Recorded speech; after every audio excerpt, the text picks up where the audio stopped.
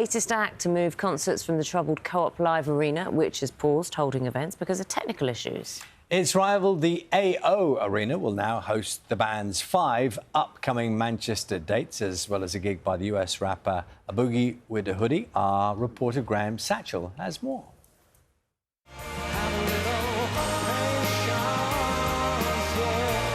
Take That, the latest band to cancel their gig at the new Co-op Live Arena in Manchester. Their shows next week will be staged at a rival venue instead. I think everybody in Manchester really has been excited for it, and then when something like this happens, and it's just such a letdown, really. The Co-op Arena is meant to be one of the best music venues in the world. So far, it's left the streets of Manchester echoing with disappointment, anger and frustration. One of the security guards just comes over and then tells us, he's like, cancelled. Yeah. And everyone thought he was joking, and then tons of people just started leaving the queue. People screaming, people are crying, kicking off and everything. Yeah, and like hitting the security guards, crying, and everyone's dead upset. Because it's been cancelled, we've been waiting for months for it. You're joking! It's hard to imagine a more disastrous start. Shows by the comedian Peter Kay and US rock band The Black Keys have been cancelled. This weekend's gigs by Olivia Rodrigo have also been called off. American rapper A Boogie with the Hoodie show will now take place at the AO Arena instead. The £365 million venue has been plagued by technical and safety issues. It's rapidly becoming a problem for the reputation of Manchester itself. Brand Manchester is taking some flack over this as well. We want to be seen as a modern progressive city competing with not only London but other great European cities, and not being able to open a venue like this in this way is becoming embarrassing. Co-op Live's owners have apologised for the disruption and say the venue will be taking what it calls a short pause. The first gig is now scheduled for the 14th of May. Liam Gallagher, the former Oasis frontman who's scheduled to play the Co-op Arena in June, joked on social media he'd gig in Lidl if the venue wasn't ready by then. Graham Satchell, BBC News.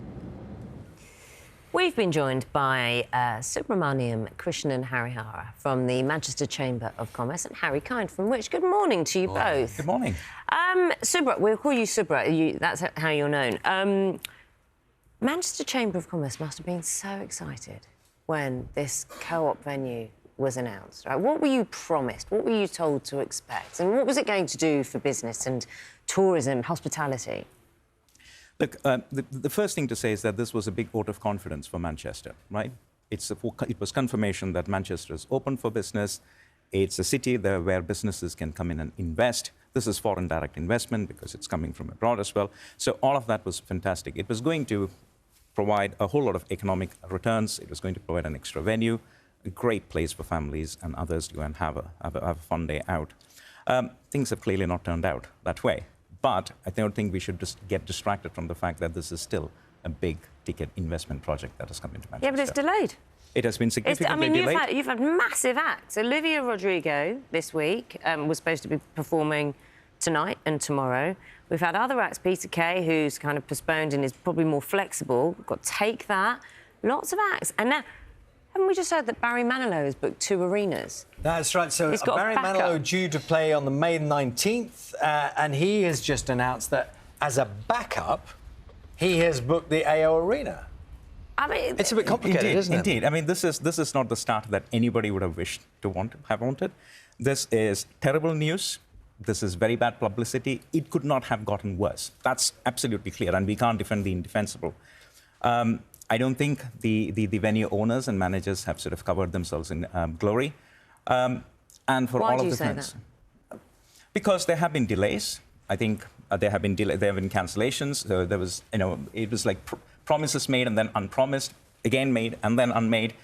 That's not great news at all. Harry, pick up on there are a lot of anger around this. As Subra was suggesting, is about how this has been handled. Take us through some of the basics of your rights. So, say, for example, let me give you a sample person.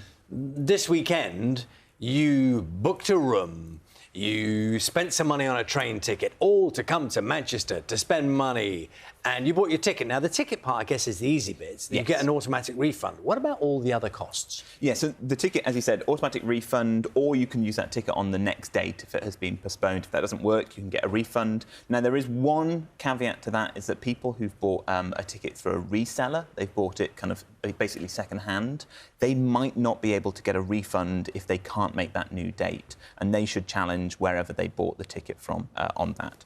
For things like hotels, for your train tickets, really, you're in a difficult situation, and that's why we say you should try a kind of multi-pronged approach here. You could claim on your travel insurance. If you've got, an annual travel insurance, you may well just be able to say, I paid for these tickets, I'd like to get that money back.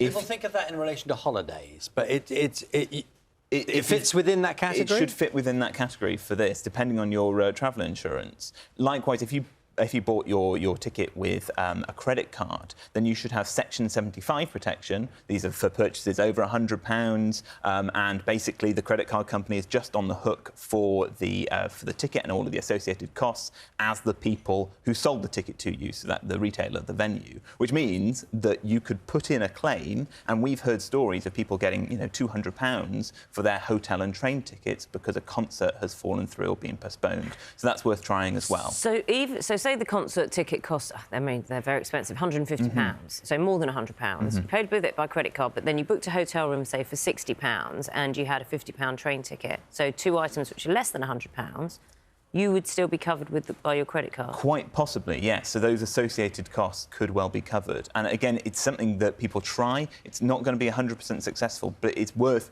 one of the things you should do. But also just contacting the venue, because it looks like Co-op may well be, looking at Oak View are looking to compensate people. So I would keep in contact with the venue and really push your case, because this is a failure from their point of view, and they may well be able to refund you this, because I think it's something that you shouldn't be left out of pocket for their failings. Did you say there are indications that they might? What do you mean by that? Their last statement said that they were looking at making sure that there would be support for the people who had their tickets cancelled.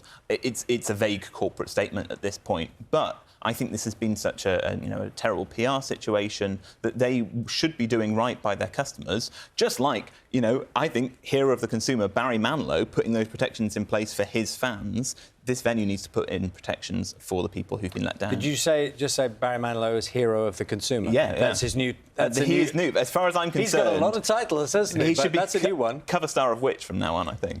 I bet he will be. Yeah. I mean, but you can't rely on people like Barry Manilow to do the backup bookings. Absolutely not. And there is also the other economic fallout for the businesses, right? Because people would be wanting to come into Manchester, and if you look at the behavioural patterns, they would probably want to go into Manchester city centre for a drink, a meal, and then they would probably want to travel to the venue, right? All of that business, whether you consider taxi drivers, the restaurants, the bars, etc., that is business lost. That is an economic fallout for the city, and there is no denying that. So one hopes that in the long term, these things will get sorted out, and the promises that were made when this venue was actually going to come to Manchester would be realised. Yeah. Harry Kind from Which, thank you so much. Subrahmaniam, Krishnan-Harihara, Head of Research at Manchester Chamber of Commerce, thank you very much as well. Thanks for having me.